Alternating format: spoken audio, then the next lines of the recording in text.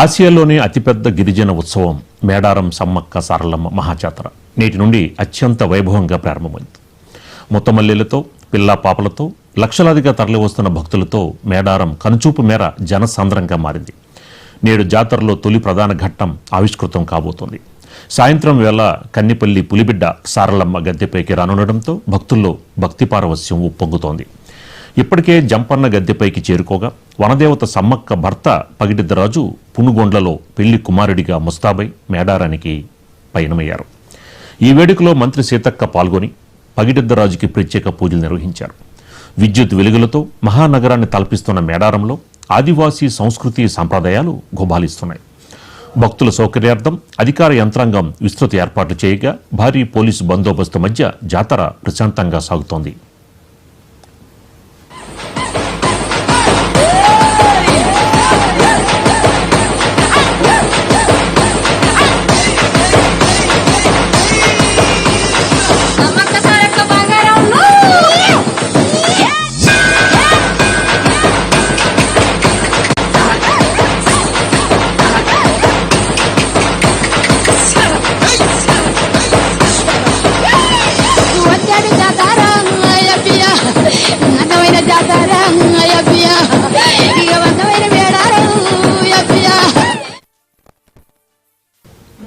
జాతరలో మొదటి రోజైన ఈరోజు అత్యంత కీలకమైన ఘట్టం సారలమ్మ ఆగమనం. కన్నేపల్లిలోని ఆలయంలో ఆదివాసీ సంప్రదాయాల ప్రకారం ప్రత్యేక పూజ నిర్వహించిన అనంతరం పూజారులు సారలమ్మని ప్రతిరూపంగా భావించే భరణిని పట్టుకొని అడవి మార్గంలో మేడారం బయలుదేరతారు. డోలు వాయిద్యాలు శివశక్తుల పూనకాల మధ్య ఈ యాత్ర కొనసాగుతుంది. సారలమ్మతో పాటు ఆమె తండ్రి పగిడిద్దరాజు పూనుగొండ నుంచి, భర్త గోవిందరాజు కొండాయి నుంచి కాలినడకన తరలివచ్చి గద్దెలపై కొలువు తీరుతారు. జంపన్న వాగులో పుణ్యస్నానాలు ఆచరించిన భక్తులు తల్లుల రాక కోసం ఎదురుచూస్తూ గోవిందా గోవిందా నామస్మరణతో అడవిని ప్రతిధ్వనింపచేస్తారు.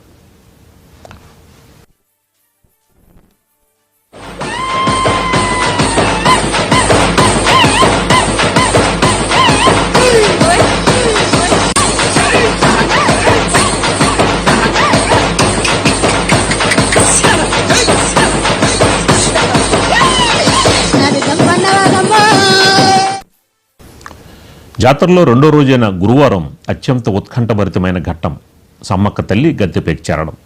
మేడారం సమీపంలోని చిలుకల గుట్టపై ఉన్న చిలుకలమ్మ ఆలయం నుంచి కుంకుమ భరణి రూపంలో ఉన్న సమ్మక్కను పూజారులు కిందకు తీసుకొస్తారు. ఈ క్రమంలో జిల్లా ఎస్పీ గాల్లోకి తుపాకీ కాల్పులు జరిపి ప్రభుత్వ లాంఛనాలతో వనదేవతకు స్వాగతం పలుకుతారు. వనదేవత అడవి నుంచి గద్దెల ప్రాంగణానికి వస్తున్న సమయంలో భక్తులు చూపే భక్తి పారవస్యం వర్ణనాతీతం. సమ్మక్క రాకతో జాతర సంపూర్ణ రూపు దాల్చుకుంటుంది. ఈ అద్భుత ఘట్టాన్ని వీక్షించేందుకు లక్షలాది మంది భక్తులు గంటల తరబడి వేచి ఉంటారు.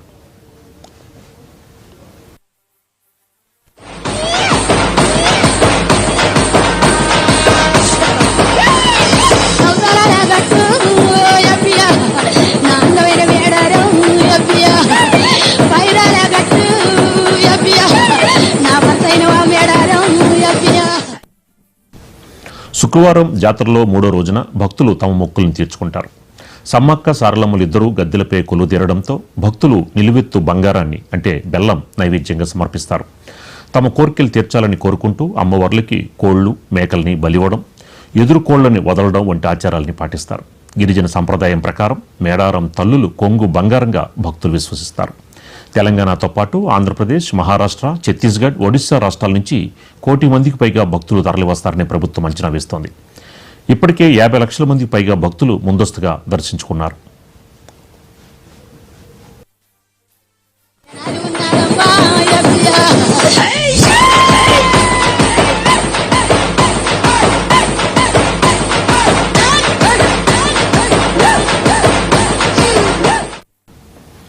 ఈ ఏడాది మేడారం జాతరలో సాంకేతికతకు పెద్దపీట వేశారు. భద్రతా పరంగా పోలీసులు తొలిసారిగా కృత్రిమ మేధ ఆర్టిఫిషియల్ ఇంటెలిజెన్స్ పరిజ్ఞానాన్ని ఉపయోగిస్తున్నారు. రద్దీగుండే ప్రాంతాల్లో తప్పిపోయిన చిన్నారుల్ని, వృద్ధుల్ని త్వరగా గుర్తించేందుకు ఫేషియల్ రెగ్యునేషన్ కెమెరాలను ఏర్పాటు చేశారు. రహదారులు, విద్యుత్తు, వైద్యం, అగ్నిమాపకం వంటి 21 ప్రభుత్వ శాఖలు సమన్వయంతో పనిచేస్తున్నాయి. డ్రోన్ల ద్వారా ట్రాఫిక్ నియంత్రణని పర్యవేక్షిస్తూ భక్తులకు ఎక్కడా అసౌకర్యం కలగకుండా డిజిటల్ మ్యాపింగ్ చేశారు. జాతర పరిసరాల్లో నెట్వర్క్ సమస్యలు తలెత్తకుండా తాత్కాలిక మొబైల్ టవర్లను కూడా సిద్ధం చేశారు.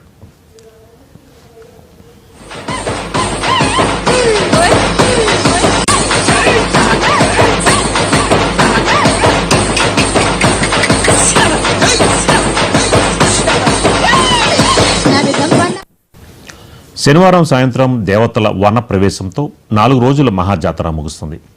గద్దెలపై ఉన్న తల్లుల్ని పూజారులు మళ్లీ తమ స్వస్థానాలకి సాగనంపుతారు. దీనిని దేవతల వీడ్కోలు ఉత్సవంగా జరుపుకుంటారు. సమ్మక్క చిలుకల గుట్టకు, సారలమ్మ కన్నెపల్లికి తిరిగి వెళ్లడంతో భక్తులు భారమైన హృదయంతో తిరుగు ప్రయాణమవుతారు. ఈ జాతర కేవలం ఒక ఉత్సవం మాత్రమే కాదు, ఆదివాసీల ఆత్మగౌరవ ప్రతీక. పరాయి పాలకుల అన్యాయంపై పోరాడిన వీర నారీమల్లుని దేవతలుగా ఆరాధించే ఈ సంస్కృతి ప్రపంచ దేశాలని ఆకట్టుకుంటోంది.